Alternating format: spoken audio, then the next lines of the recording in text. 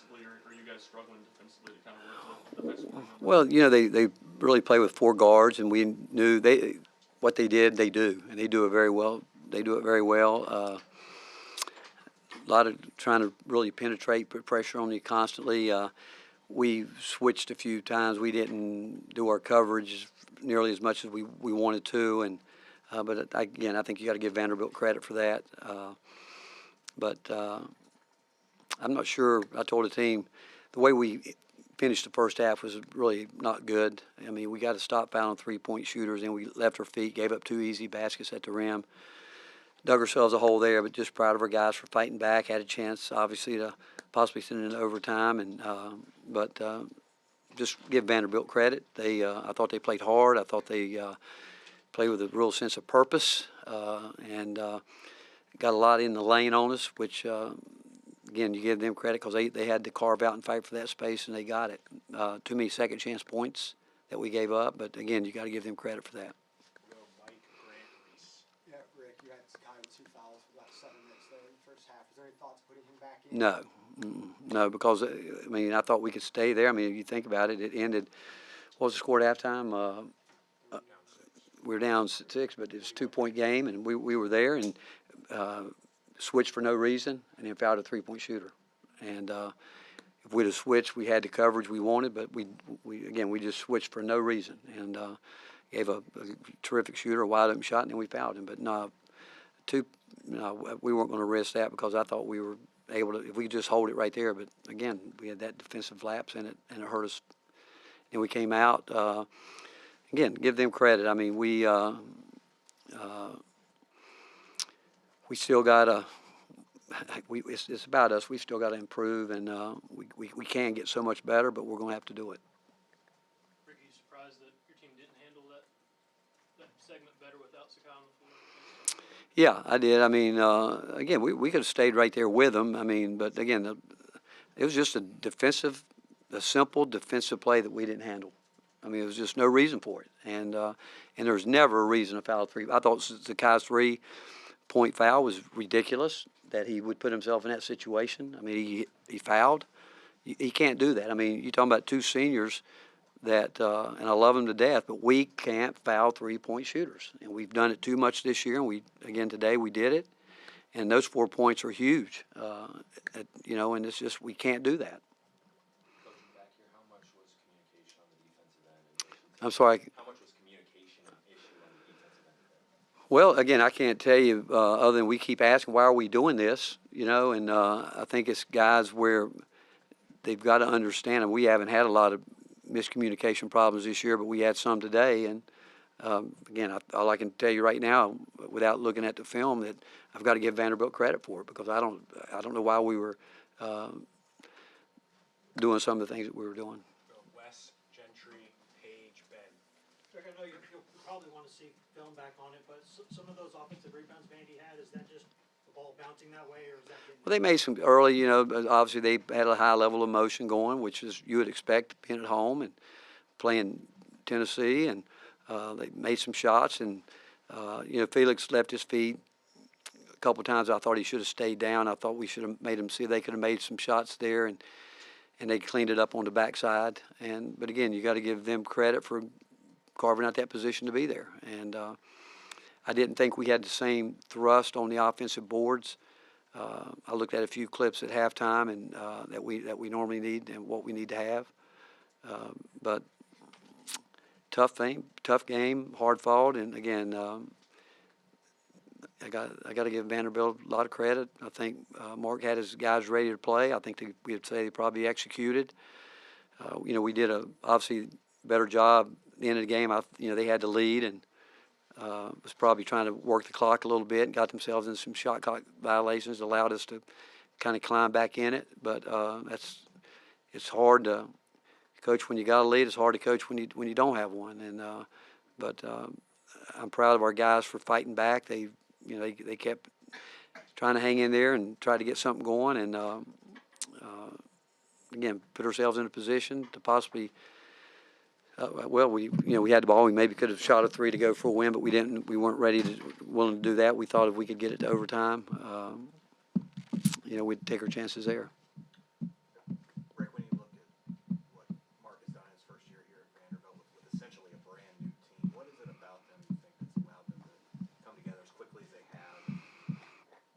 Well, I'd give Mark and his staff a lot of credit for it. I'd also give the players a lot of credit for it because we've seen it around the country where it hasn't worked.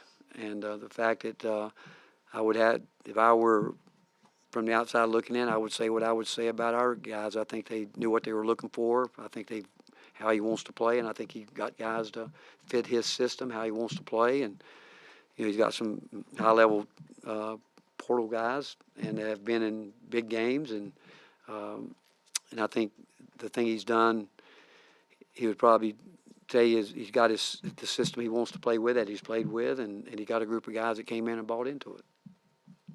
Vanderbilt cashed in on a number of turnovers by Tennessee. How frustrating though were the ones that came off of bad passes or loose balls? You can't do that. Some of the passes that were flipping into the backcourt, falling over, those type things, you can't do it. And every possession in this league is valuable.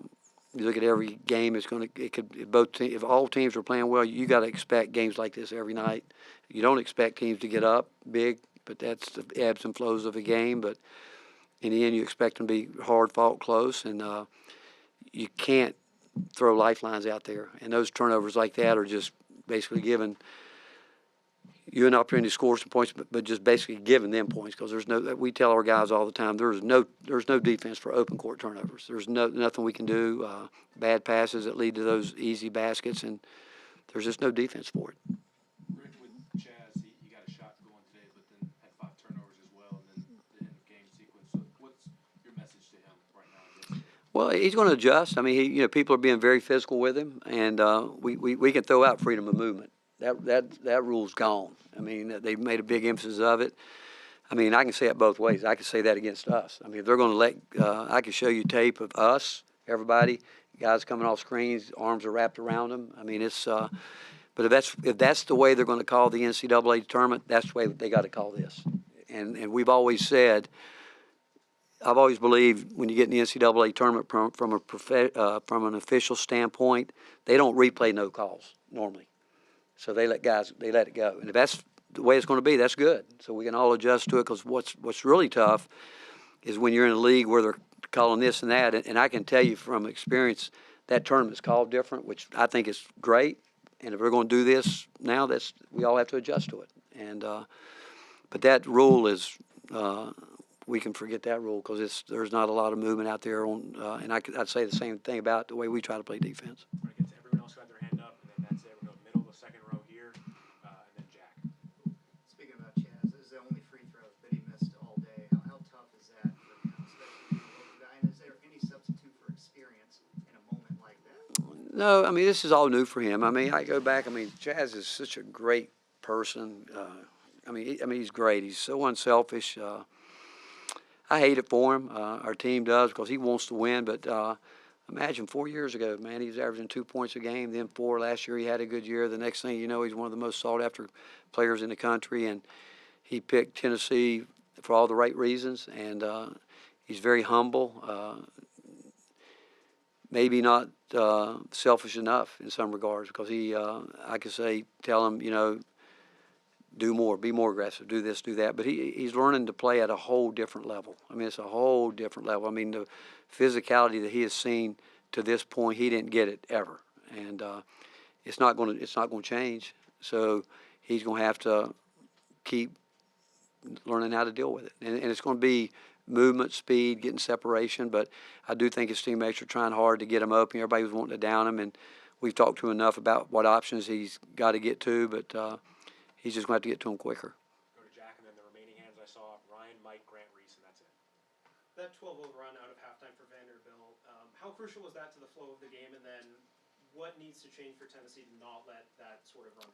What's going to happen? I mean, they're a good team. I mean, we've had runs. I mean, we had a run like that the other night against Georgia. It's going to happen. I mean, it's basketball. And, again, you give them credit for it. I mean, some of it could be their defense creating this or that. It could be us having a wide-open shot, missing it. And they had a run out tonight where we had a great look. They contested, took off, ball bounced the right way. I mean, it happens to all of us sometimes. But again, our guys fought back, kept grinding, but didn't have enough at the end to get it done. What did you say to Chaz after that final 10 seconds?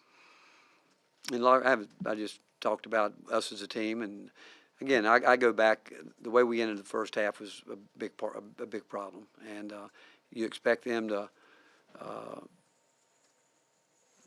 don't know what kind of game everybody else expected. We expected that, but the way we, again, and honestly, after the game, I talked to Shaq and Z more about it because they were the ones that fouled the three-point shooter. And then, obviously, Bishop is a freshman and got a taste of what it's like. And that to me was a huge part. But again, they got up and we found a way to put ourselves back in position and just again came up short.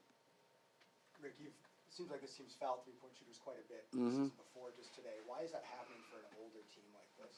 Too competitive, thinking they're going to block a shot or stop everybody from thinking that we're going to literally keep people from getting a shot off. And you can't. You absolutely can't foul three-point shooters. And you said it. It's been all year. It hadn't been just today. But by now, by the time you get to January, you got to understand you can't even put yourself close to that position because it's amazing. They'll call the least bit of contact on those because they're protecting the shooter. Because they feel he's airborne, he's coming down. But I've got no problem with that rule. And so I got a problem if you put yourself in a position that you're putting the referee in a tough position to make a call. I don't think they want to, but they got to call the rules of the game when there's very little contact. But if it's contact, it's contact. What did you not see from D-Stone playing?